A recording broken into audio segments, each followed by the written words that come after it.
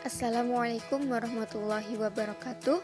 Perkenalkan, kami dari kelompok 5 yang beranggotakan saya sendiri, Feli Febriani, kemudian ada Ahmad Lutfi Hakim dan Afina Winda Arifta. Kami dari kelas 4 HTNA. Di sini kami akan menjelaskan mengenai materi perkuliahan kali ini tentang struktur sosial dan hukum. Pada pembahasan kali ini, kami akan membahas mengenai kaidah sosial dan hukum, kemudian lembaga-lembaga kemasyarakatan, dan kelompok sosial dan hukum. Baik, pembahasan pertama yaitu kaidah-kaidah sosial dan hukum. Apa itu kaidah sosial? Kaidah sosial adalah aturan atau tata tertib dalam masyarakat yang dipergunakan sebagai pedoman dalam mengatasi masalah-masalah sosial, mengontrol penyimpangan sosial, serta fenomena sosial yang melanggar dari ketentuan sosial yang ada. Nah, dalam sistem hukum di Indonesia itu sendiri ada 4 jenis kaidah sosial. Yang pertama, kaidah agama, yang kedua, kaidah kesusilaan, yang ketiga, kaidah kesopanan, dan yang terakhir yaitu kaidah kebiasaan.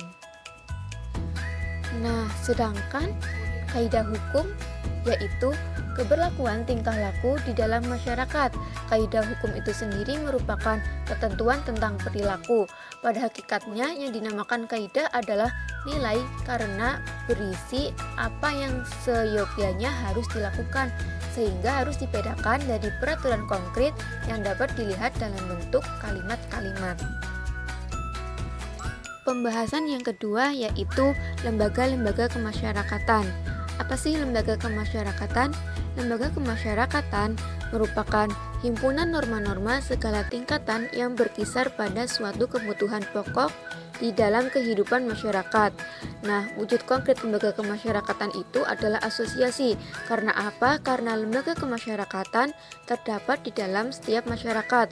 Oleh karena itu, setiap masyarakat tentunya mempunyai kebutuhan-kebutuhan pokok yang apabila dikelompokkan menjadi terhimpun dari lembaga-lembaga kemasyarakatan di dalam berbagai bidang kehidupan. Adanya lembaga kemasyarakatan pastinya mempunyai fungsi.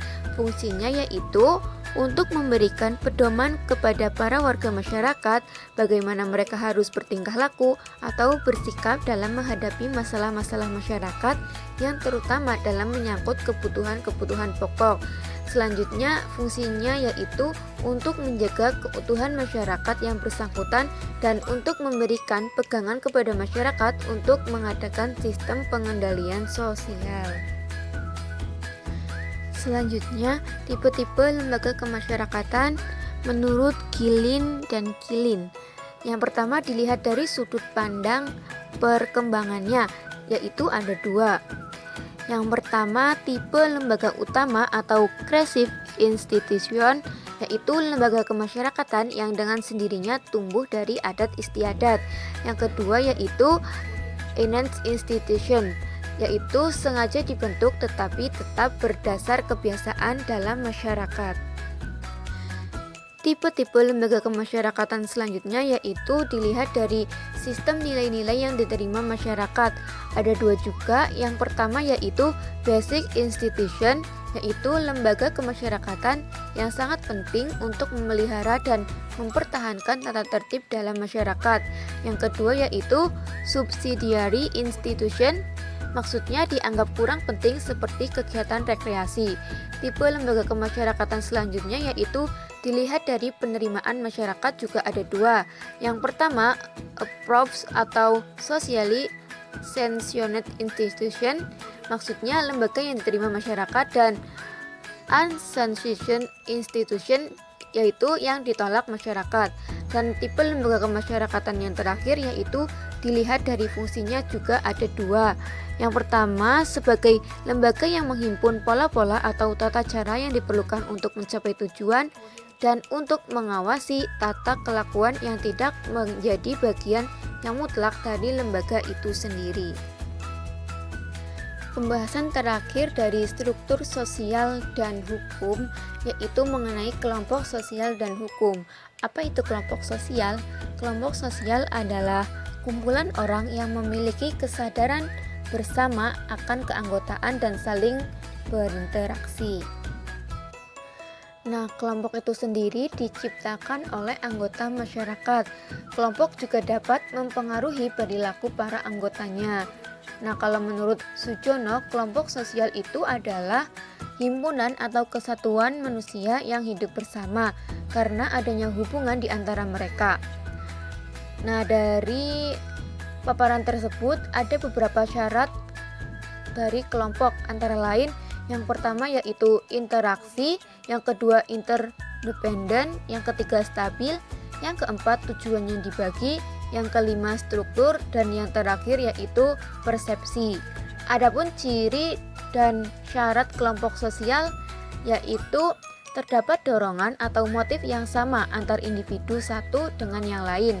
Terdapat akibat-akibat interaksi yang berlainan terhadap individu satu dengan yang lain berdasarkan rasa dan kecakapan yang berbeda-beda antara individu yang terlibat di dalamnya. Kemudian adanya penegasan dan pembentukan struktur atau organisasi kelompok yang jelas dan terdiri dari peranan-peranan dan kedudukan masing-masing.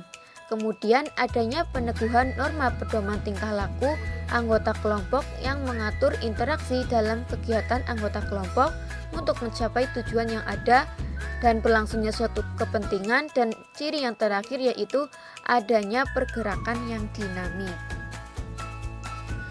Selanjutnya, klasifikasi kelompok sosial menurut erat longgarnya ikatan antar anggota menurut Ferdinand Tunis. Yang pertama yaitu paguyuban. Apa itu paguyuban? Paguyuban atau Gemeinschaft adalah kelompok sosial yang anggota-anggotanya memiliki ikatan batin yang murni, bersifat alamiah dan kekal. Nah, ciri-ciri kelompok paguyuban yaitu terdapat ikatan batin yang kuat antar anggota dan hubungan antar anggota bersifat normal. Klasifikasi yang kedua yaitu patembayan. Apa itu patembayan? Patembayan atau Gesellschaft adalah kelompok sosial yang anggota-anggotanya memiliki ikatan lahir yang pokok untuk jangka waktu yang pendek. Nah, ciri-ciri kelompok patembayan itu sendiri ada hubungan antar anggota bersifat formal, memiliki orientasi ekonomi yang tidak kekal, memperhitungkan nilai guna, dan lebih didasarkan pada kenyataan sosial. Nah, berdasarkan pemaparan yang sudah dijelaskan tadi, dari struktur sosial dan hukum dapat disimpulkan yaitu kaidah sosial adalah aturan atau tata tertib dalam masyarakat yang dipergunakan sebagai pedoman dalam mengatasi masalah-masalah sosial, mengontrol penyimpangan sosial, serta fenomena sosial yang melanggar dari keteraturan sosial yang ada. Sedangkan kaidah hukum yaitu keberlakuan tingkah laku di dalam masyarakat. Kaidah hukum itu sendiri merupakan ketentuan tentang perilaku. Adapun mengenai lembaga kemasyarakatan yaitu himpunan norma-norma segala tingkatan yang berkisar pada suatu kebutuhan pokok di dalam kehidupan masyarakat. Karena dalam kehidupan bermasyarakat dan bernegara, terutama masyarakat yang heterogen, hukum lebih berperan dalam mengatur kehidupan warga masyarakat daripada kaidah-kaidah lainnya, karena aturannya lebih eksplisit, sanksinya lebih pasti, serta bersifat formal. Sekian pemaparan yang bisa kami jelaskan, kurang dan lebihnya mohon maaf. Wassalamualaikum warahmatullahi wabarakatuh.